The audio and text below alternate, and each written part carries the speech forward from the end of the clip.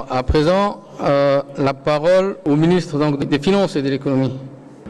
Bismillah ar-Rahman ar-Rahim. Monsieur le Président de l'Assemblée nationale, Monsieur le Premier ministre, chers collègues, Mesdames et Messieurs honorables députés, vous savez le caractère transversal du ministère de l'Économie. J'ai à cette position un peu la chance de connaître à peu près tous les dossiers du gouvernement. Et en plus de la question qui m'a été posée sur la possibilité ou la décision sur la Banque de l'Habitat, il y a d'autres questions auxquelles j'aimerais également apporter mon concours pour éclaircir nos parlementaires et indirectement nos concitoyens qui sont également en train de nous suivre en direct. Sur la question de la Banque de l'Habitat, les projets existent. Ça rentre dans le grand programme du président de la République qui est appelé Zéro Bidonville.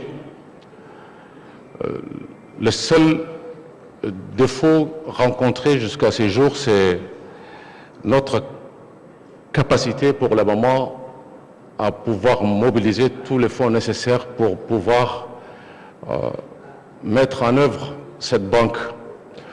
La question se pose également sur l'opportunité d'intégrer avec d'autres institutions financières publiques. En tout cas, la réflexion elle est en cours.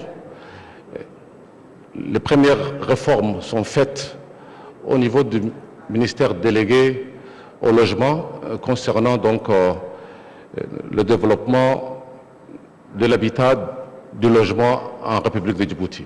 Donc, c'est à suivre. L'autre question qui a été posée porte sur les opportunités qui existent dans les régions et quels sont les efforts du gouvernement pour essayer d'apporter une réponse au chômage qui effectivement représente le principal, comment dirais-je, frein ou fléau pour notre développement socio-économique. Des études ont été réalisées depuis ces dernières années.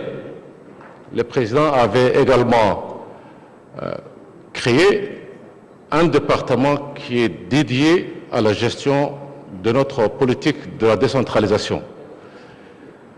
Il s'en est suivi de la rédaction d'un plan qui est appelé PDR, où chaque région, nous avons étudié toutes les opportunités qui existent et toutes les ressources naturelles existantes, ainsi que les avantages comparatifs ou les avantages absolus de chaque région.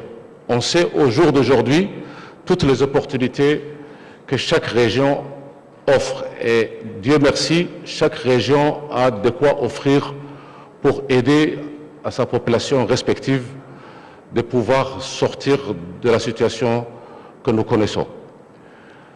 D'ores et déjà, plusieurs projets ont été lancés. Je prends l'exemple de Tadjoura.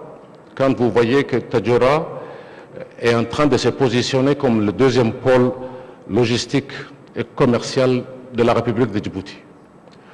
En plus de cela, plusieurs matières premières sont disponibles en abondance en République, dans la zone ou dans la région de Tadjoura, lesquelles matières premières ont d'ores et déjà été identifiées, quantifiées, et leur exploitation et leur transformation sont en cours, en l'occurrence sur le lac Assal avec le sel et les deux industries dont les poses de pierres ont été faites. Mais nous envisageons et nous planifions également dans cette zone de lac Assal la création d'une zone économique spéciale.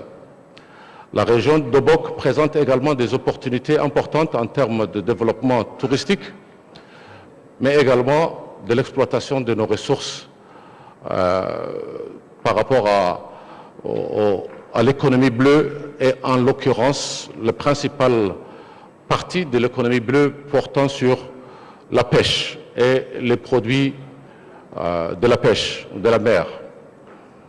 C'est en cours.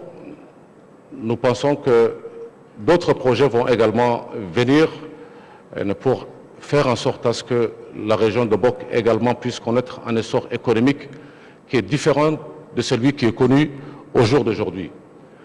La région d'Ali Sébié est également connue pour beaucoup de matières premières, pour beaucoup d'opportunités qui s'offrent, tant sur le plan de la logistique, mais également sur le commerce transfrontalier avec l'Éthiopie, mais également plus tard avec la Somaliland.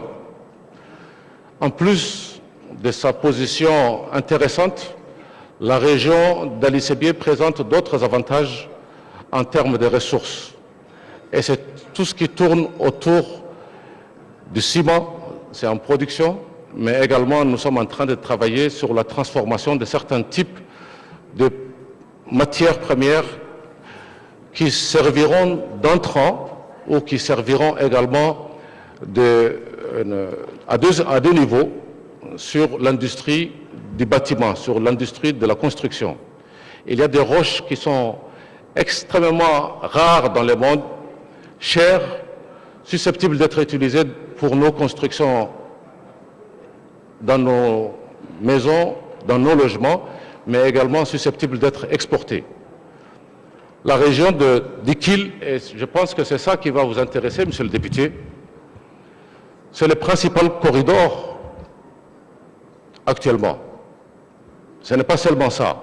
La région de Dikil, en plus de ses potentialités sur le plan et sur les éventualités de créer des valeurs ajoutées sur tous les corridors, a d'autres avantages. Et le principal avantage va porter sur l'agro-pastoralisme. Nous avons une grande initiative actuellement en cours qui va porter à créer un centre d'excellence pour tout ce qui est agro-business. Nous avons un dossier actuellement entre nos mains avec la Banque mondiale.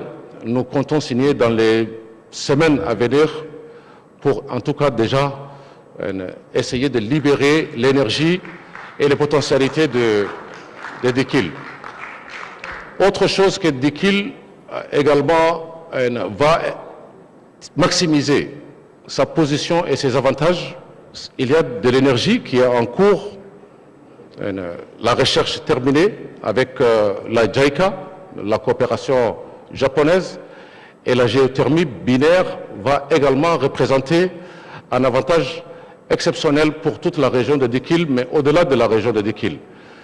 L'autre avantage absolu de Dikil et de sa région, c'est le développement du tourisme et la destination de Lac Abbé, lequel Lac Abbé, nous sommes en train de travailler pour qu'il y ait une route construite à partir de Dikil pour représenter une interaction. Et cette destination touristique va également s'intégrer aux grands produits touristiques de la région avec l'Éthiopie, parce que de l'autre côté, l'Éthiopie va également construire une autre route et permettre le développement du site touristique de Lac Abbé. Voilà toutes les possibilités qui s'offrent, et toutes ces possibilités nécessitent également beaucoup de moyens en termes d'infrastructures, mais également de préparer notre capital humain de façon à ce que ça puisse bénéficier toute la population et à tous les niveaux de notre société.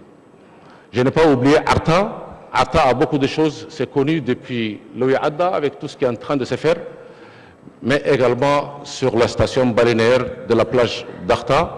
Je ne m'attarderai pas sur cette question. Voilà globalement toute la stratégie que nous sommes en train de porter pour transformer les régions et pour rendre notre développement et notre croissance inclusive. Parce que notre croissance, on va le répéter, elle n'est pas inclusive dans sa dimension spatiale. Et nous sommes extrêmement conscients et nous travaillons pour faire en sorte à ce que toutes les régions et toutes les populations respectives de nos régions puissent bénéficier de notre développement commun. Je vais revenir sur la question de la capacité de Boulaous tout à l'heure.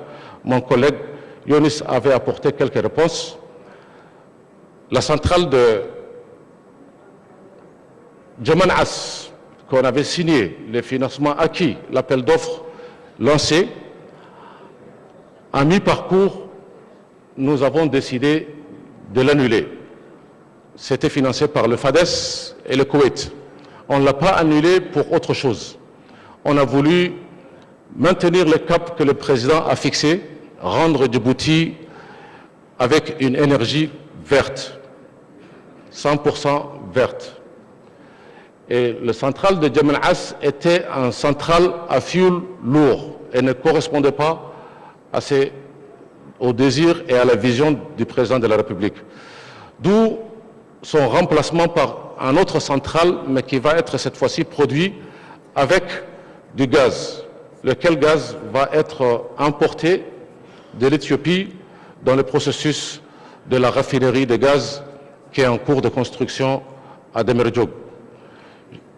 En plus de cela, nous avons finalisé la deuxième ligne d'interconnexion avec l'Éthiopie qui va bientôt être, en tout cas, qui va commencer sa construction. Nous aurons également la géothermie qui est en cours de préparation sur les deux niveaux. Le binaire qui est développé par nos propres fonds, c'est-à-dire le fonds de Djibouti, mais la géothermie en profondeur également, c'est-à-dire profonde, va également être très bientôt exploitée parce que nous espérons d'ici 2 semaines la première opération de forage verra le jour avec une cérémonie présidée par son Excellence le Président de la République. Je pense que toutes les cartes sont aujourd'hui sur la table. On a fait tous les efforts nécessaires. Il va falloir patienter un peu pour voir cette énergie produite ici à Djibouti, en plus de ce que nous importons de l'Éthiopie, parce que les besoins sont énormes sur les années à venir. Rien que ce matin, l'industrie qui venait d'être inaugurée, l'usine qui venait d'être inaugurée, dans sa phase 1, nécessite 10 mégawatts. Donc vous pouvez imaginer, avec quelques industries supplémentaires à venir, les besoins auxquels il va falloir répondre. Je pense que j'ai été long, Monsieur le Président, mais je pense également avoir été suffisamment détaillé pour vous apporter les réponses. Merci, Monsieur le ministre de l'Économie et des Finances chargé de l'Industrie.